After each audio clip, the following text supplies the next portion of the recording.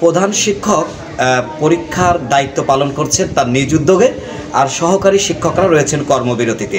আমরা কথা বলবো পাইককান্দি সরকারি প্রাথমিক বিদ্যালয়ের প্রধান শিক্ষকের সঙ্গে, যে তিনি আসলে নিজ উদ্যোগে নিচ্ছেন, তিনি এই পরীক্ষা নিতে কোনো সমস্যার সম্মুখীন হচ্ছেন কিনা যদি আমাদেরকে একটু বলতেন। সহকারী শিক্ষকের প্রধান শিক্ষক দিয়েই আমাদের শিক্ষা পরিবার একটু সমস্যা তো আমাদের হয়, আমাদের বহু সমস্যা হচ্ছে, যেটা আমি নিজস্ব উদ্যোগে, যেহেতু আমার দুই দিকটাই কল্পনা করা লাগতেছে। আমার কোমলমতি শিশুদের তৃতীয় প্রান্তিক পরীক্ষা, তারা অন্য ক্লাসে উঠবে, তাদের যেমন একটা আনন্দ, সেই আনন্দটাকে আমি শিক্ষক হয়ে আমি তাদেরকে এটা বঞ্চিত করতে চাচ্ছি না। সেই সাথে যে সহকারী শিক্ষকদের যে গ্রেড পরিবর্তন, তাদের যে একটা প্রাণের দাবি, সেইটা ঝুলন্ত অবস্থায় রয়েছে। এই কারণে তারা কর্মবিরতিতে আছে, কিন্তু তারা কোনো অসহযোগিতা করছেন না।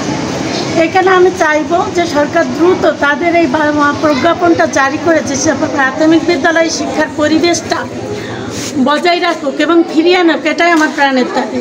আমি নিজস্ব ব্যবস্থাপনা নিচ্ছি, যে অসুবিধাগুলো হচ্ছে সেটা আমার প্রাক্তন ছাত্রছাত্রী এবং অভিভাবকদের সহযোগিতায় আমি আমার স্টুডেন্টদের পরীক্ষা নিচ্ছি।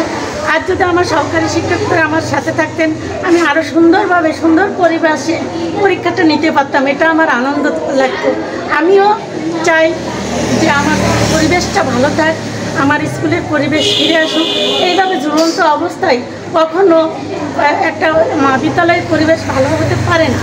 আর আমাদের যে শিক্ষক সমাজ অবহেলিত, এটার দিকে আমি আশু দৃষ্টি কামনা করছি আমাদের কর্তৃপক্ষ, যারা অতি শীঘ্রই প্রজ্ঞাপনটা জারি করে যাতে আমাদের শিক্ষকদের সুন্দর একটা পরিবেশ সৃষ্টি করে এবং এই সমাজে শিক্ষকদের মান উন্নয়ন করে, এবং শিক্ষকরা যদি নিজ উদ্যোগে ভালো থাকেন তাহলে আমাদের শিক্ষার্থীরাও ভালো থাকবেন এবং শিক্ষার্থীদের আমরা মান উন্নয়ন করতে পারবো আমি মনে করি।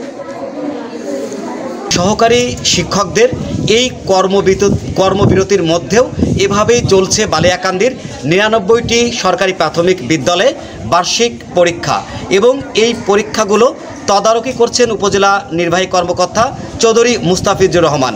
তিনি আমাদেরকে জানিয়েছেন প্রতিটা প্রাথমিক বিদ্যালয়ে যেন সুন্দর এবং সুস্থ মতো পরীক্ষা হয়, সেজন্য তিনি সহ তার যে শিক্ষা বিভাগ রয়েছে তারা তৎপর রয়েছে।